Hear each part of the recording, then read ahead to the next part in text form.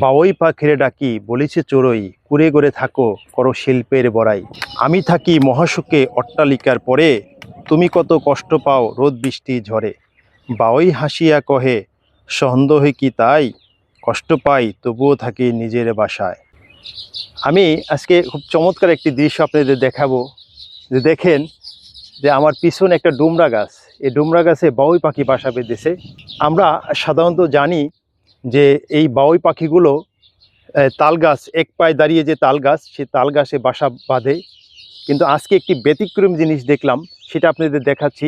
দেখেন আমার পিছনে একটু তাকান, দেখেন যে ওই গাছের উপরে কত সুন্দর বাবুই পাখিগুলা ডাকতেছে এবং বাসা তারা তৈরি করতেছে। তা আমি কখনো ওই দেখি নাই যে ডুমরা গাছে বাবুই পাখির বাসা হয়, আজকেই প্রথম দেখলাম। আসলে এই প্রকৃতির মাঝে না আসলে বোঝা যায় না যে প্রকৃতি কত সুন্দর সাজে তাকে সাজিয়েছে। এবং এই প্রকৃতির একটা অংশ হলো এইসব বাবুই পাখি, ঘুঘু পাখি, অন্যান্য যে পাখিগুলো আছে এবং পশু পাখি যারা আছে, তারা প্রকৃতির একটা সৌন্দর্য, সেই সৌন্দর্যর একটি অংশ হচ্ছে এই বাবুই পাখি। দেখেন খুব চমৎকার করে তারা নকশা করে ঠোঁট দিয়ে কি সুন্দর করে বাসা করতেছে। এবং বাসার দুইটা অংশ থাকে, একটা হলো দুইটা জায়গা থাকে ঢোকার।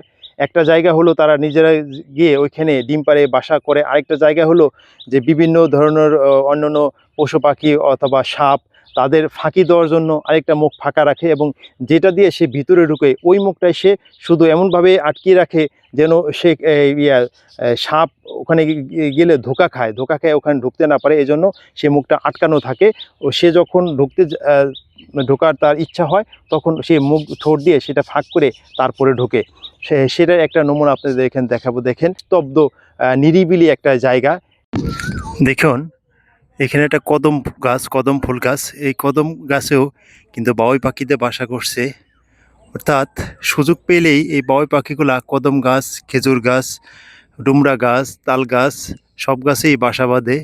দেখেন কত সুন্দর করে মুখ দিয়ে সে বাসাগুলা বুনতেছে এবং কিচিরমিচির শব্দ করতেছে।